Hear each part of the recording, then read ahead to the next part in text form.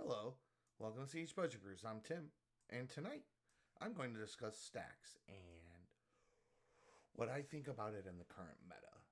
But before we get started, please check out our Discord and our Patreon. Links are in the description below. And if you like our content, please hit that like, share, subscribe. It really helps out a lot. Hope everybody's doing good tonight. This is going to be a little bit of a rough video just because I don't quite have everything together.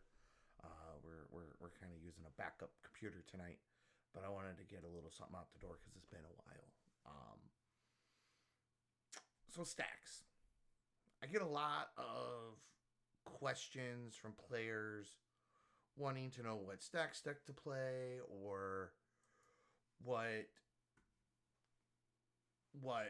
mid-range deck to play. Oftentimes they want to play non-blue.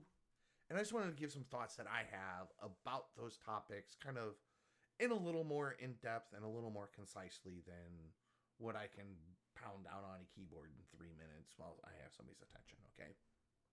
So for me, Stax really is designed to kind of do one thing, and that is to slow my opponents down while I advance my plan.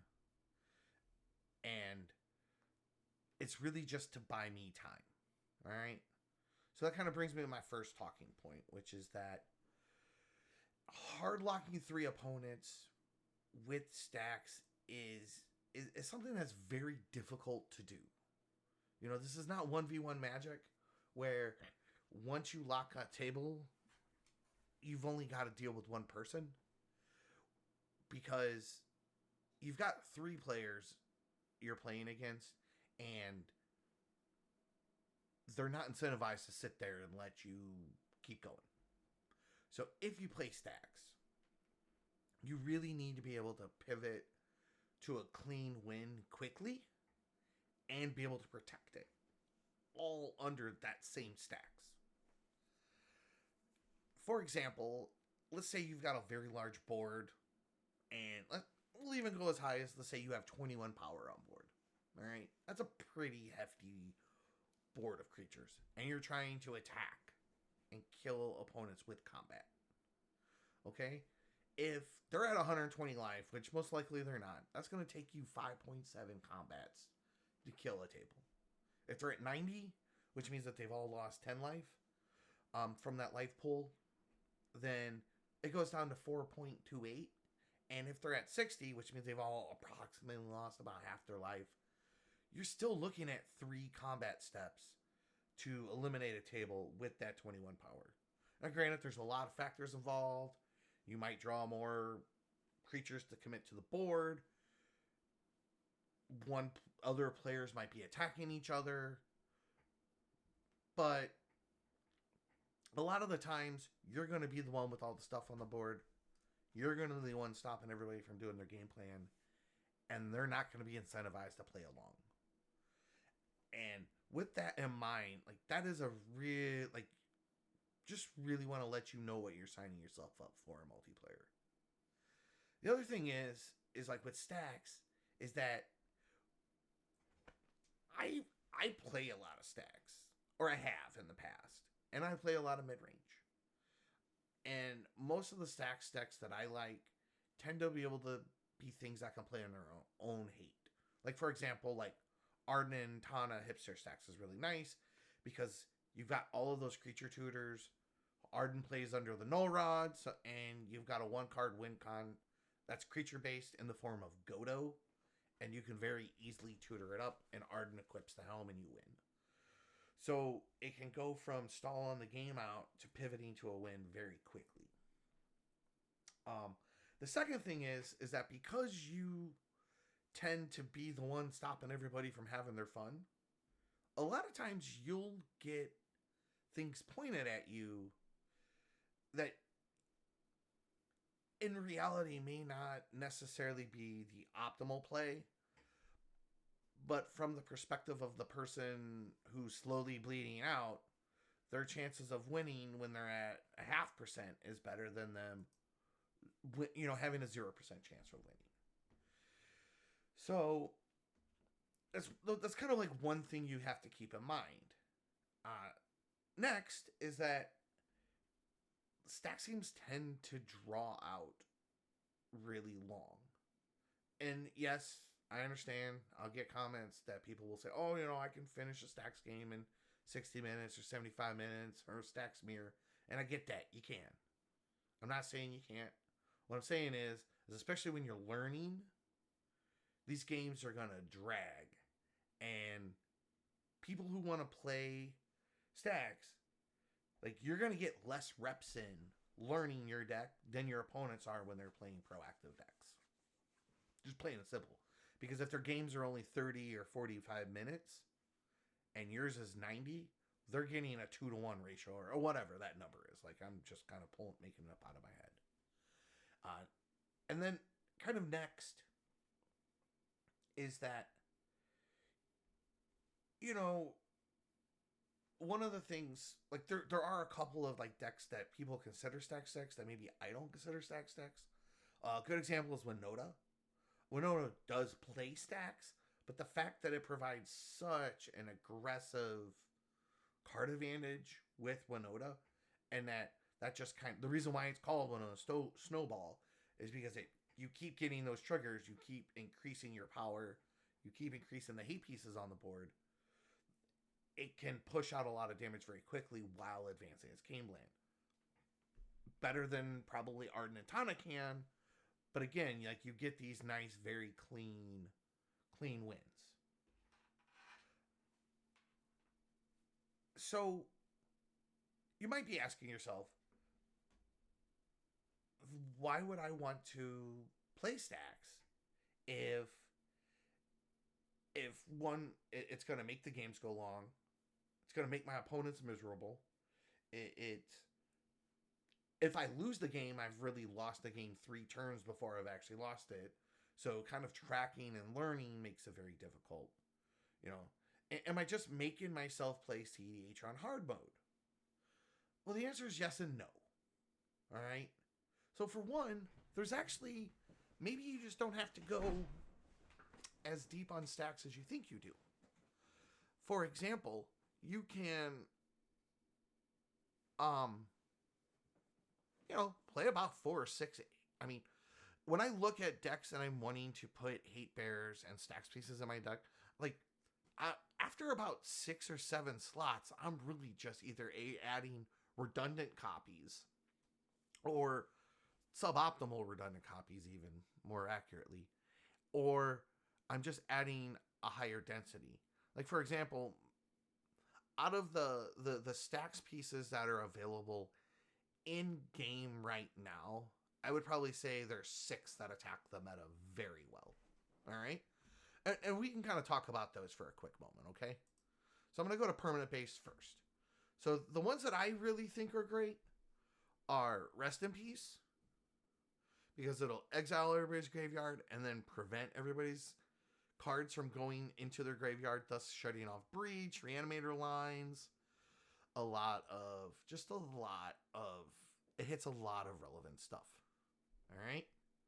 And then the next one is Grafdigger's Cage. So Grafdigger's Cage doesn't allow your opponents to cast spells from graveyards or libraries, and then creatures can't enter the battlefield from graveyards or libraries.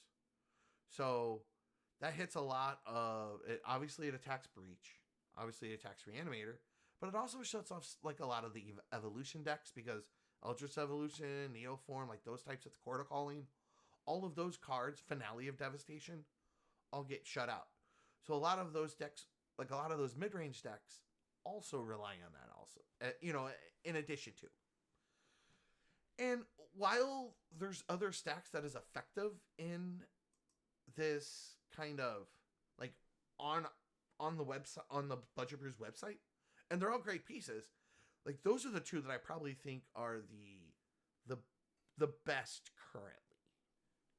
And those are the ones that, like, I want to play a lot of the time. And pretty much anything else I throw in there is almost filler. And it's not to say that there's not other good Stax pieces, but those are really, like, the best ones, in my opinion, right now. I'm not a huge fan of Rule of Law. I don't think it's great.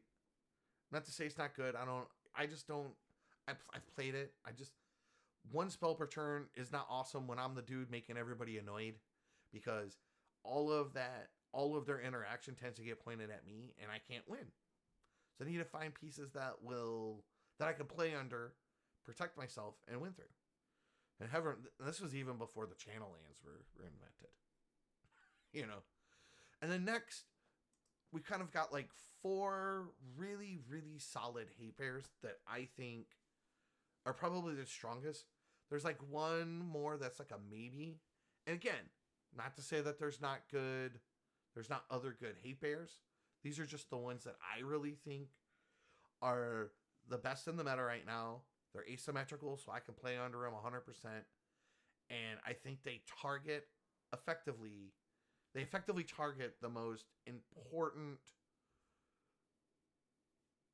strategies in the meta. They don't target specific like decks per se, but target strategies. So like they shut off Breach.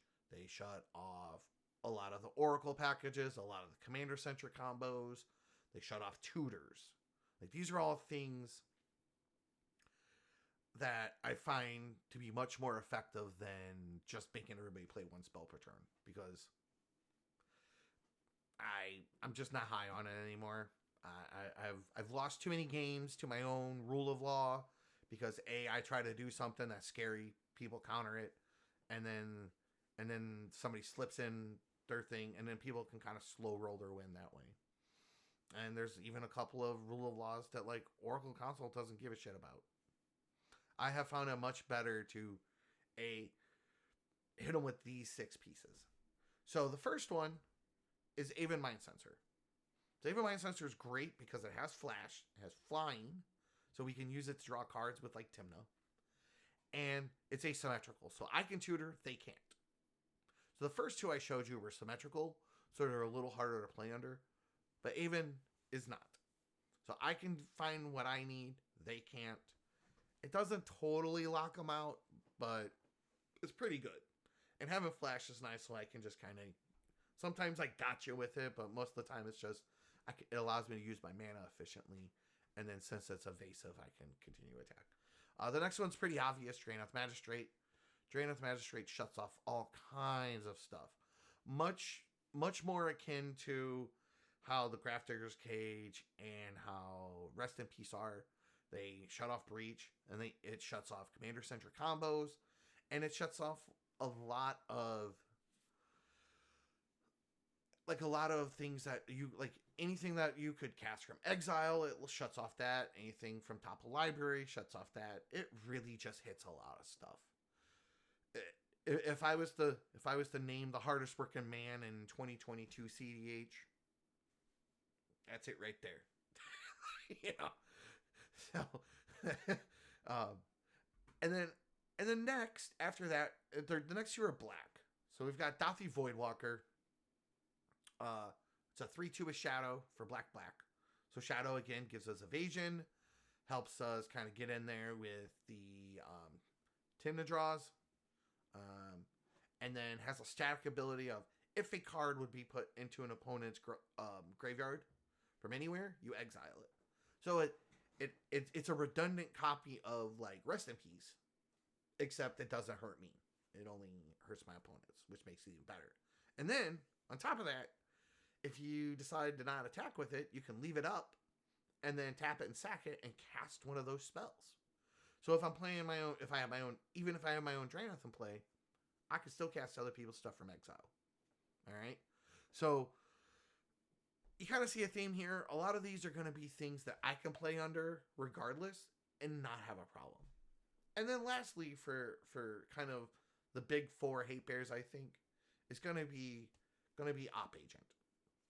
Up Agent is a Aven Mind Sensor with upside at the cost of evasion. So it's a 3/2, so you get a little more power. It has flash. It hard locks all your opponents from searching libraries. If somebody does search their library, you get to go search instead and get one of their cards, and then you can cast it whenever you want. Well, timing restrictions apply. And really, like, I haven't found that I've really wanted anything past those 6 cards. for hate pieces. Not to say that there aren't good hate bears. I mean, there's obviously other good hate bears. I mean, I have a whole page of them with about almost 80 hate bears at this point. And in fact, there's probably a couple more I could add on there. But those are really like the big four. And then the same thing with the permanent based interaction is that, you know, I've got another 33 hate pieces on here. You know what I'm saying? So, this kind of leads into the next part. All right. So, if you notice that pretty much all of these hate bears cost 1 or 2 mana, or they're going to have flash to allow me to kind of sneak them in an instant speed. Because one of the big incentives in multiplayer, and it took me a long time to really kind of acknowledge this and see it for what it really was, is that in Commander, we are highly incentivized to play proactive strategies. Okay? So what that means is that the cards that are featured in proactive decks are so strong that even when we're playing a disruptive or a reactive deck, aka a Stax deck or mid-range deck, we want to be playing the same cards. If you are in red, you would be a fool to not play Dockside, right? If you are a fool and you are in black, you are highly incentivized to play things like Ad Nauseam. I mean, I've seen turbo Stax decks, and they're still running PETA, and they're still running Ad Naus, because paying 5 mana to draw 10 cards is great. You know, paying 2 mana and getting 10 mana, or 6 mana, or just 3 mana is great. Not to mention the recursive, like the abusability and such like that. So that's one of the things you have to kind of really keep in mind, is that even when you're playing Stax, you still tend to be playing a lot of these cards. So therefore, the decks that are playing cards that will just leverage them better, because they're not playing a bunch of rule of laws and a bunch of null rods and a bunch of hate pieces like that. The decks that so that way they're not playing a bunch of like null rods, like a storm deck or even just a mid-range deck. Like, you're still going to play those cards. And the decks that have the wheels to refill their hand, the decks that have the Ad Nauseam to refill their hand, the decks that are running Oracle to have the most compact win con. The reason why those are strong is because of the way the game has been designed to incentivize us to play it. Like, even if you're playing a 3 null rod deck, you're still running Crypt, Diamond, most likely Chrome Mox. If you're in red, most likely Dockside. Not universally, not all the time, but most of them are. So it's like, what's the point of playing a null rod or a rule of law if I'm topping if I want to top Dockside? You know, because I'm not always going to curve Dockside into a bunch of Stax pieces. Like, I'm just going to be honest. Like, the amount of times that happens is way less than me drawing it randomly mid-game and it being useless under my 5 Stax pieces. So therefore I'm always, so like, not only I'm just constantly putting myself at a disadvantage by playing Stax. Doesn't mean that, like, I don't play it. It just means that I need to acknowledge and sign up that I'm signing up for playing CDH or Commander on hard mode versus my opponents. And then on top of that, not only am I playing on hard mode because of just the way the game is designed, I'm playing hard mode because my opponents are pretty grumpy and miserable because I'm taking all their fun away. And then people do dumb things when they're under pressure. Like, a lot of times, and I've had, this is honestly the main reason why I stopped playing Stax for the most part, is because I'll do all the heavy lifting all game. I will have everybody soft locked. I'll try to win in the mid game. 5 pieces of interaction get pointed at all my stuff because, you know, I'm the only one trying to do anything. Somebody removes the wrong Stax piece, console player wins. Like, because they stopped the first guy and then he wasn't really the one. Like, he wasn't the most prepared he thought he was. Or as I'm amassing a board, like, let's say, like, again, go back to that 3 turns. 3 turns is a long time. A long time in Commander. Because even if the game is last 6 turns, which the last time I read the metagame project, I think we're around that 5 to 6 turn is the average. Like, I'm not developing a strong board until my 3rd turn. So therefore, I am going to that longer stage. But that is that's a lot of Crom draws. That's a lot of Ristic Study draws. That's a lot of refills off of wheels that I have to deal with. And as the Stax player, nobody's my friend. Nobody wants to be my friend because I'm stopping everybody from doing all the fun. So as I start killing off players, everybody will get more and more desperate because they'll see the writing on the wall, and then everybody just starts making sloppy plays. So not only am I de-incentivized from playing Stax by the overall structure of multiplayer and the overall structure of the Commander card pool, I'm de-incentivized because my opponents, you know, maybe because I'm not as smooth of a talker as Charles, I guess. I don't know. Like, I know Charles does well with Stax, and I know he's a good player, and I'm not a slouch. Maybe I'm just not as smooth as he is. I don't know. But I would always go to close out the game, and basically, unless somebody misplayed really hard and it worked out in my advantage, I'd get ganged up on and stopped, and there wasn't much I could do about it. So therefore, I would just wind up losing. And I see that a lot with other players playing Stax. I think that Charles is the exception, not the rule. He is a great player, and there are other good Stax players, but again, isolated exceptions, and I don't think that that's the universal experience.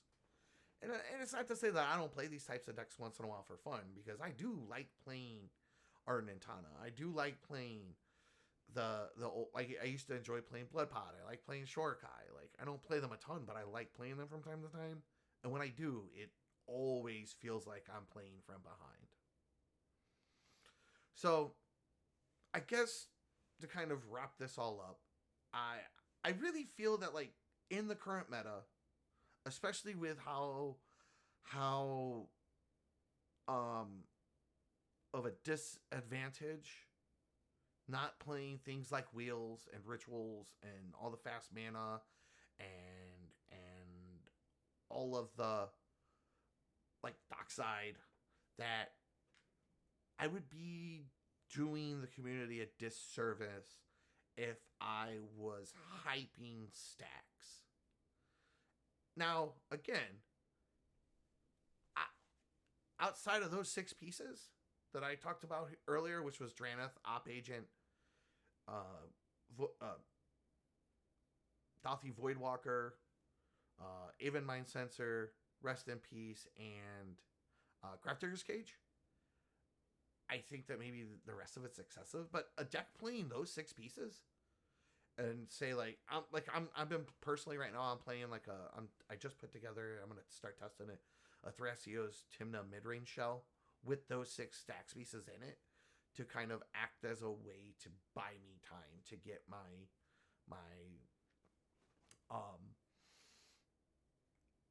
engines online. You know what I'm saying?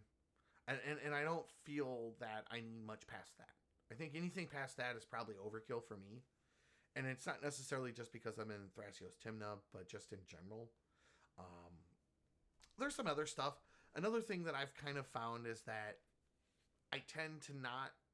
Most of the Stax decks that I've played over the last couple of years, or last 18 months,